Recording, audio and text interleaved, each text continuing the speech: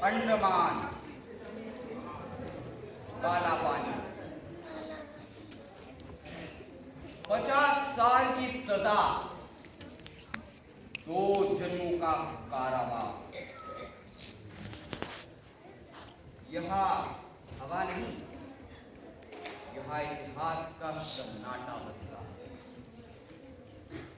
कोल्हू की घर घर तेल की वो बद, हर बूंद जो मैंने पेरी वो आजादी की ओर बढ़ता एक कदम।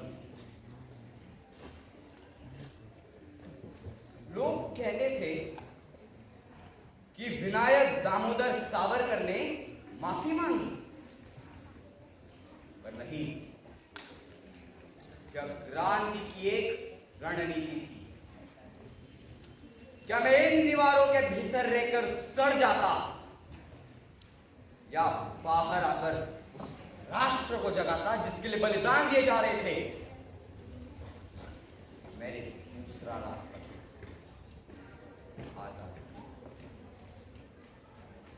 आजादी केवल राजनीतिक स्वतंत्रता नहीं है, जो उससे कहीं ज्यादा है, जो उस राष्ट्र की आत्मा की स्वतंत्रता है। मेरी हिंदू राष्ट्र की कल्पना को संकीर्णता मत समझिए। जो सांस्कृतिक चेतना की पुकार है जो सिंधु से सागर तक फैली हुई है।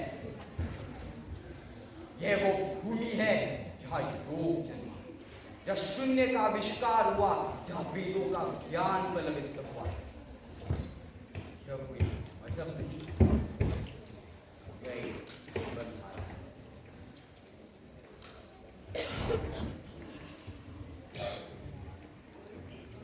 अफसोस आज जब भी मैं देखता हूं हम लड़ रहे हैं, हम जात पात धर्म भाषा क्षत्रियता के नाम पर छोटे छोटे टुकड़ों में बटे हुए हैं। क्या इसी एकता के लिए मैंने 11 साल उस काल कोठरी में बिताए थे?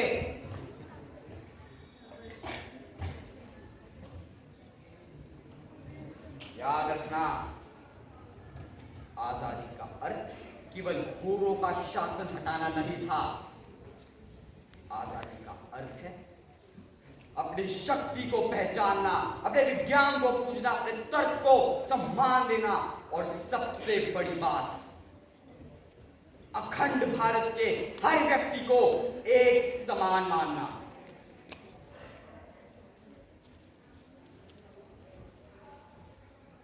मेरा जीवन एक खुली किताब की तरह, आलोचना भी सहर्ष स्वीकार है। आपसे पूछता हूं, क्या कोई उस व्यक्ति के बलिदान पे सवाल उठा सकता है जिसने अपने जिंदगी के 2 सबसे महत्वपूर्ण दशक आजादी के लिए समर्पित करे? उठो, संगठित हो जाओ। भारत का भविष्य तुम हो। ज्ञान, तर्क और एकता से भारत को विश्व गुरु के सिंहासन पे स्थापित करो।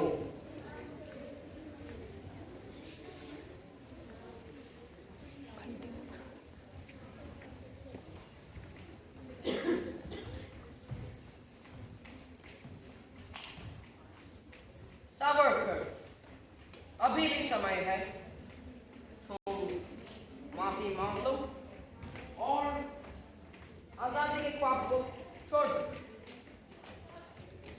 क्षमा? मौत से क्षमा मांगी जा सकती है, और उस पवित्र अग्नि से नहीं जो मेरे हृदय में जल रही है। मैकेंजी, ये भारत माता की स्वतंत्रता की ज्वाला है।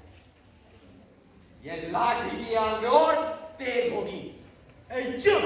हमें तुम्हारी देशभक्ति नहीं चाहिए, हमें तुम्हारी हार चाहिए। हार!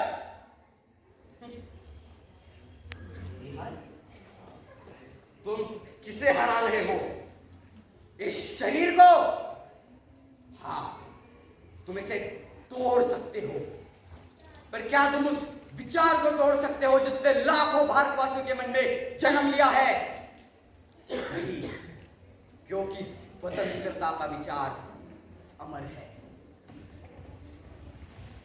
तुम खुद को क्या समझते हो? एक मुट्ठी में रेत को तक तुम्हें कोई नहीं याद रखेगा। गलत।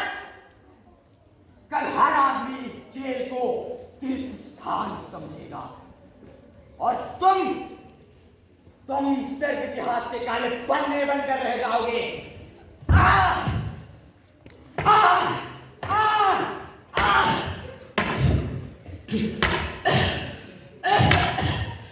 मारो और मारो।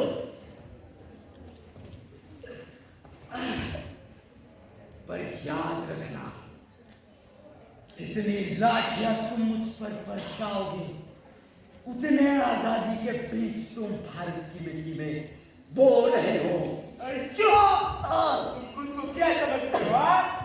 हम तुमको पीने के लिए पानी नहीं देंगे, हम तुमको भूखा रखेंगे, भूखा।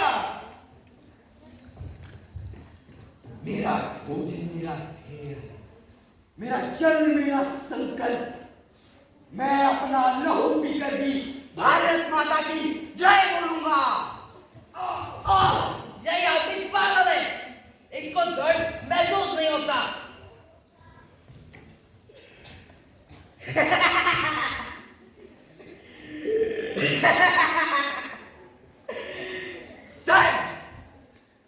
दर्द तो तुम्हें होगा जब तुम्हारी ये खोखली सल्तनत मिट्टी में मिल जाएगी।